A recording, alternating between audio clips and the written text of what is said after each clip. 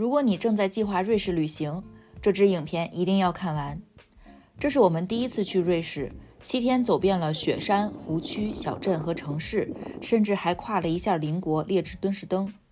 一路上我们被天气支配过，突然下雷雨了，也因为临时改行程遇到过惊喜。Hello， 大家好，我是露露。这期视频分享我们瑞士7天全攻略。接下来我会把住宿策略、行程总览、天气应变、交通选择，还有实际花销都完整的分享给你们，希望能帮助你们少花冤枉钱，少走弯路，把瑞士玩到爽。住宿策略，先说住宿。众所周知，瑞士的住宿费那是非常可怕的。我们这次非常幸运住在了苏黎世的朋友家，所以直接把住宿费这块的花销省掉了。但就算自己订酒店，我还是非常推荐住在一个地方不换地儿。原因很简单，瑞士的行程特别吃天气，如果你天天换城市，就很难灵活调整。固定住在一个地方，就可以早上看一眼天气预报，哪边晴就去哪边。如果让我推荐城市，我会选择伯尔尼或者卢塞恩，因为我们行程里很多天都要在这2个车站转车，住在这2个地方会很方便。缺点呢也有，一个是可能要放弃一些远的景点，比如因特拉肯附近我们只逛了小镇，没有上雪山，因为苏黎世太远了。另一个是有些景观列车需要提前预定，就没办法随时改行程。我们这次没有选要预定的列车，只体验了黄金列车，就轻松很多。7天行程总览。其实我们原本的计划是8天，但是因为英国航空延误，所以第1天直接报废。还好我们每天的行程都独立，所以后面基本没受影响。第1天采尔马特，这是全程优先级最高的地方，一定要挑一天最好的天气上山，否则雪山可能完全被云盖住。我们就是用 app 天天盯着天气，把最好的1天留给他。我们现在在马特洪峰，结果不虚此行，必去，优先级最高。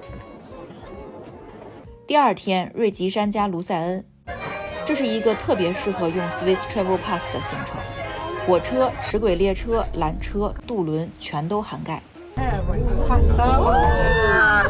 从苏黎世方向来的，建议从东边上西边下，再坐船进卢塞恩，顺便逛水塔花桥和古城墙。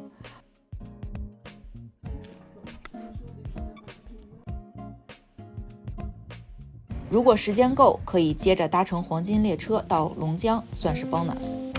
推荐经典组合。第3天因特拉肯周边，原本这是一个1天半到2天的行程，但是因为因特拉肯要下雷雨，所以只能挤到1天。施皮茨建议下午来，早上观景台逆光。劳特布隆嫩的瀑布远看就够，进景排队太耗时，瀑布排队时间还是挺长的。最后在布里恩茨湖坐了游船，非常舒服。必去，具体小镇可以根据时间选择。第4天伯尔尼加蒙特勒，这是看天气走的典型1天。这1天几乎全瑞士都在打雷，只有这条狭长地带晴见多云。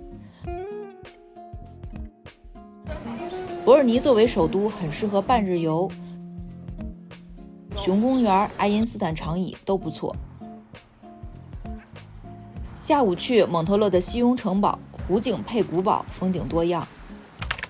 伯尔尼推荐，蒙特勒有时间可以去走走。第5天 Stoos 山脊徒步，如果你想轻松又震撼，这里强烈推荐。缆车直接送上山，一步一景，几乎不用爬，风景却是顶级水准，非常适合不想走太累的游客，必去，体验感最佳。第6天列支敦士登加圣加伦加莱茵瀑布，这是我们为雨天的备用方案。瓦杜斯小城可以打卡邮票博物馆和城堡远景。圣加伦修道院图书馆是瑞士最值得的室内景点之一。莱茵瀑布观景台票价5瑞郎，一定不要错过，非常推荐。有时间的再去沙夫豪森吃个晚饭，看看特色的湿壁画和凸窗。推荐雨天方案。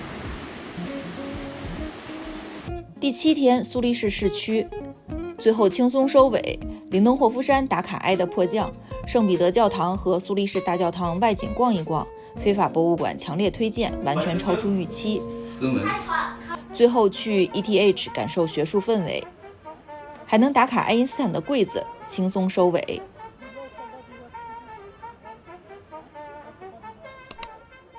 天气 App 必备。在瑞士，真正的行程导演不是你，而是天气。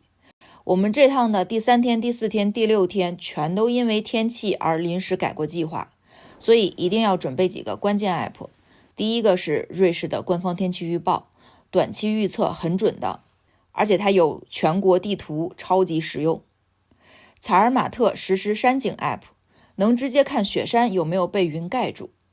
有了它们，你就能做到晴天冲雪山，雨天躲进博物馆，行程灵活又不浪费。交通部分，再说交通，瑞士的交通有2个特点，一个字贵，再加一个词复杂。复杂并不是说坐车难，而是各种票价优惠组合算得你头大。我们也研究了租车、自买单程票这些方案，最后还是选择了最省心的 Swiss Travel Pass。我们买的是8天连续版，全国的火车、公车、轮船都能无限次坐，大部分上山缆车不含，但是能打折。别忘了，它还自带博物馆通票。我们这次去了采尔马特博物馆、西雍城堡、圣加仑修道院、苏黎世的非法博物馆，还有施皮茨的城堡，全都免费进。我觉得它最大的好处就是省心，不用每天查票价，不用怕买错站，临时改行程也没有压力。要注意的是，查票时常常会要求出示证件。